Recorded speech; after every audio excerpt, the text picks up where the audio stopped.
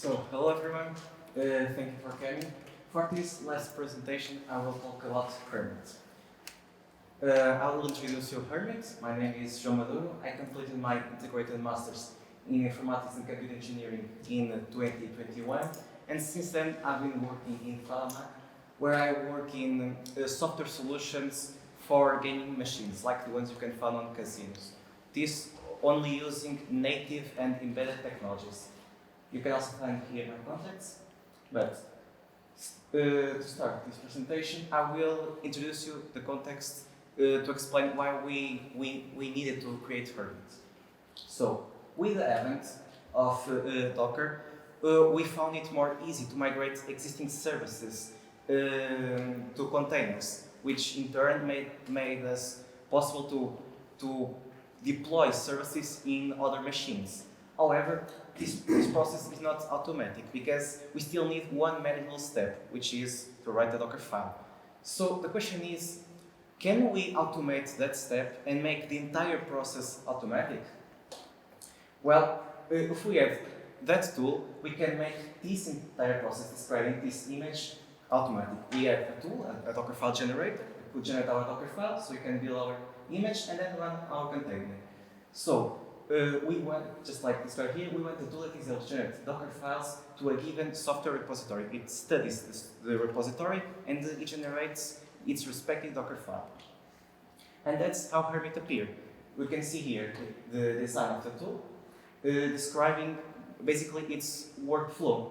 In the first step, the tool analyzes the project, first statically its source code, and then dynamically its execution in runtime, which means it's tracking all of its system calls, its interaction with the operating system, and tracking all the necessary information.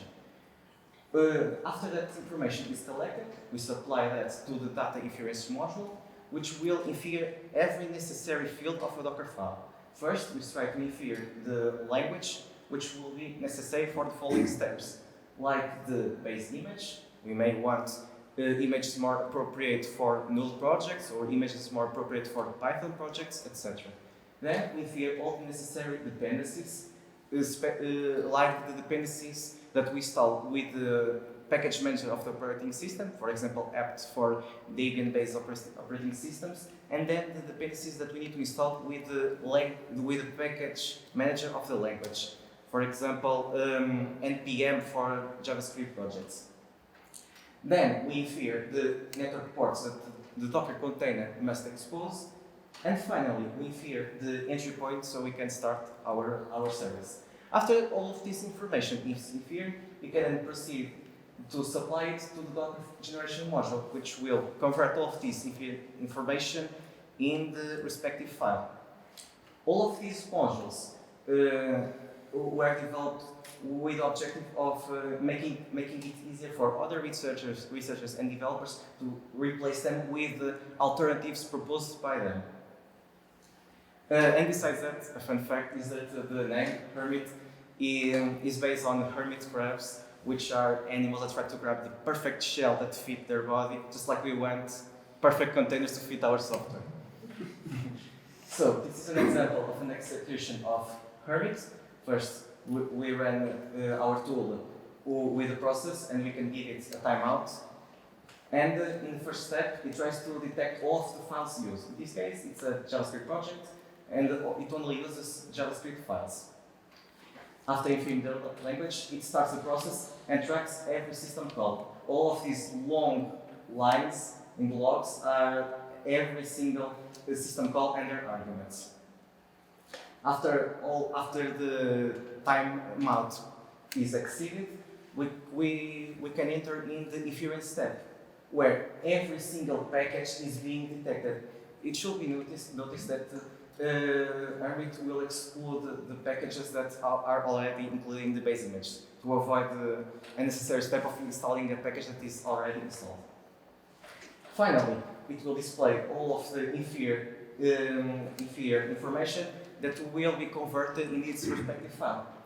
This is an example, a simple example of a Docker file. We have the base image, we have the command to install all of the dependencies, and we have an entry point run the service. And of course, we have the port that we want to expose so that the service can communicate with other services.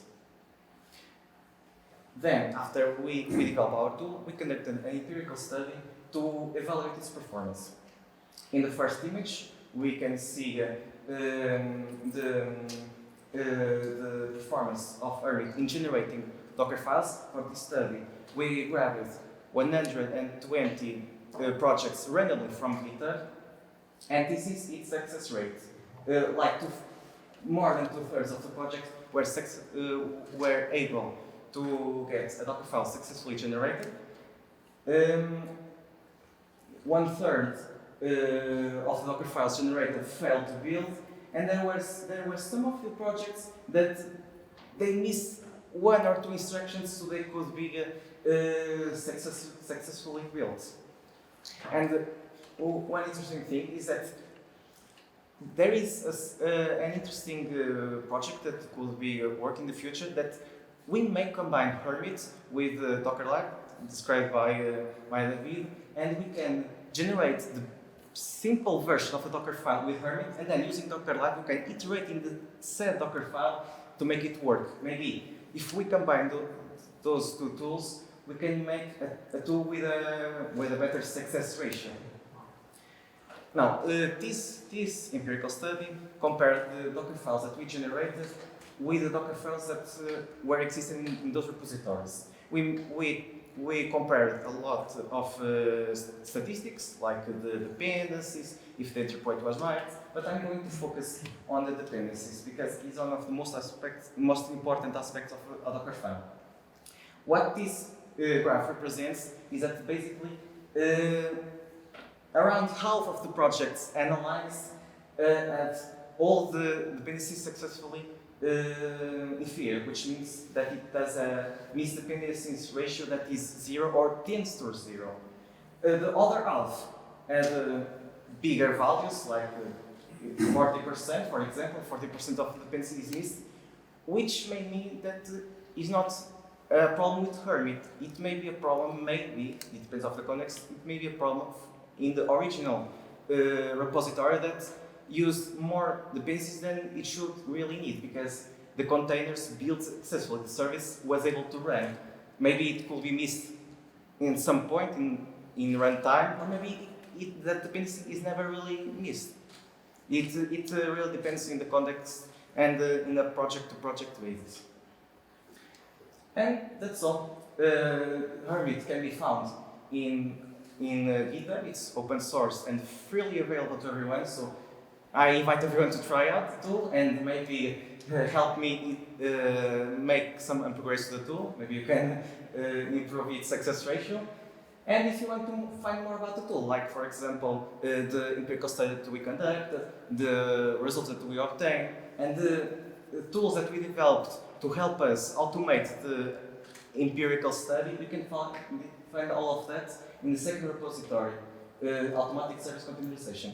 With this, we may be able to finally make the entire process of migrating existing services to the cloud more easier and more automatic, which is represented by this image, and Hermit represents that first step, like I presented earlier.